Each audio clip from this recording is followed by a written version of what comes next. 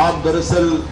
Media کی آواز دبانا چاہتے ہیں، کیونکہ یہ جو پیکا ایکٹ 2025 ہے یہ آئین پاکستان کے خلاف ہے۔ تو جو کچھ بھی ہم آج یہاں پہ گزارشات کر رہے ہیں یا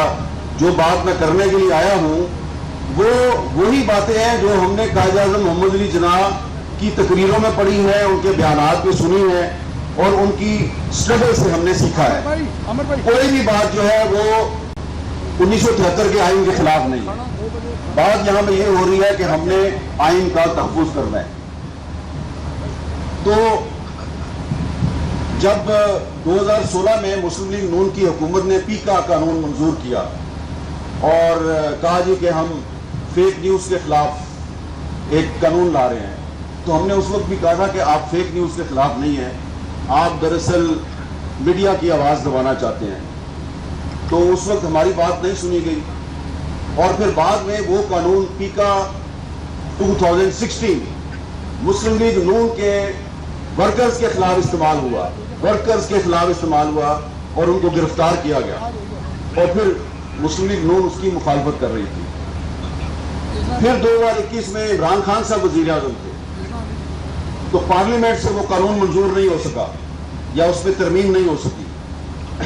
صدارتی آرڈیننس کے ذریعے پیکا امینڈمنٹ آرڈیننس 2021 جو ہے اس کو ایک صدارتی آرڈیننس کے ذریعے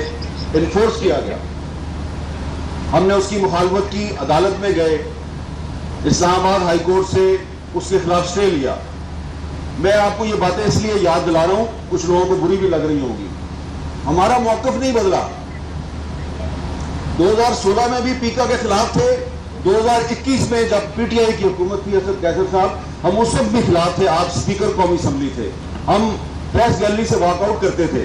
کوئی ہمارے پاس نہیں آتا تھا کہ یار وہ آپ نے واک آؤٹ کیوں کیا ہے، آئے آپ واپس آ جائیں، کوئی نہیں آتا تھا ہمارے پاس۔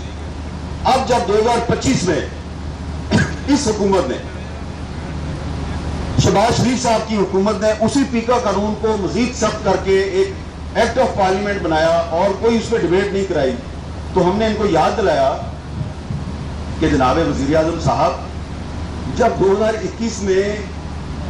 عمران خان کی حکومت نے یہ قانون جو ہے اس کو آرڈیننس کے ذریعے نافذ کیا، تو ہم نے پارلیمنٹ ہاؤس کے باہر احتجاج کیا، ہم نے کیمپ لگایا۔ آپ وہاں پر آئے، بلاول صاحب آپ کے ساتھ تھے، مولانا فضل الرحمان آپ کے ساتھ تھے، آپ جوتے اتار کے ہمارے ساتھ اس پروٹیسٹ میں بیٹھ کے زمین پر، اور آپ نے ہمارے ساتھ اظہار یکجہتی کیا۔